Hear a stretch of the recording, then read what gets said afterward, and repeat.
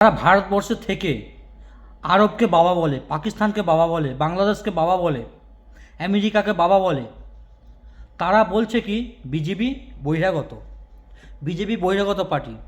আরে বিজেপি হচ্ছে পশ্চিমবাংলার শ্যামাপ্রসাদ মুখার্জির আদর্শ থেকে তৈরি হচ্ছে বিজেপি পার্টি।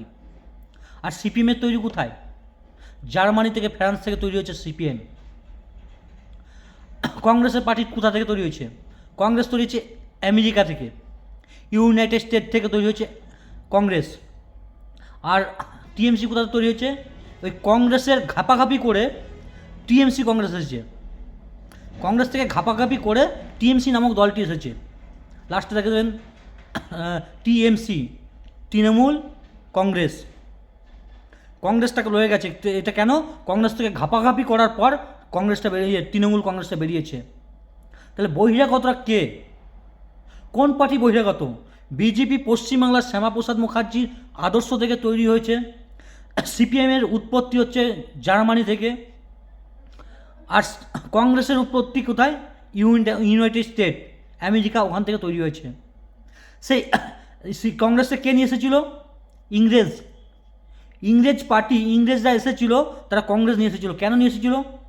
ক্ষুদিরাম, ভগৎ সিংয়ের মতো যোদ্ধারা যখন সামনের সাইডে এসে নিজের জীবনকে ভয় না করে ওদের উপর আক্রমণ করছিল, ওই টাইমে একটা পার্টির মাধ্যমে তাদের কাছে যদি প্রবলেমগুলো সলভ করার জন্য বার্তা দেওয়ার জন্য, ইংরেজদের কাছে, খ্রিস্টানদের কাছে বার্তা দেওয়ার জন্য ওরা নিজের একটা কংগ্রেস পার্টি তৈরি করেছিল, যে পার্টির মাধ্যমে, নেতার মাধ্যমে তাকে তাদের বার্তা দেবে।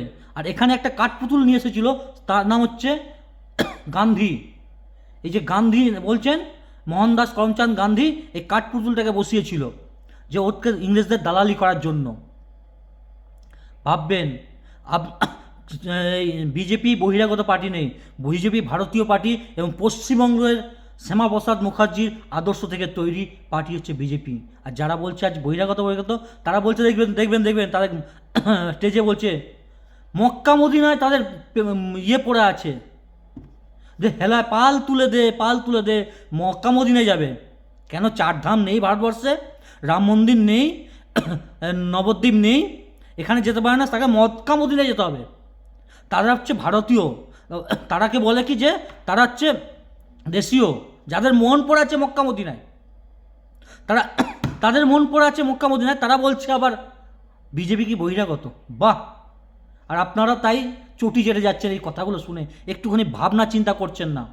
এখনও সময় আছে, চিন্তা করুন। আর বিজেপি এলে প্রতিটা ছেলে, বেকার ছেলে প্লাস মা বোনেরা 3,000 টাকা করে পাবেন, মাথায় রাখবেন, এবং কর্মসংস্থান পাবেন।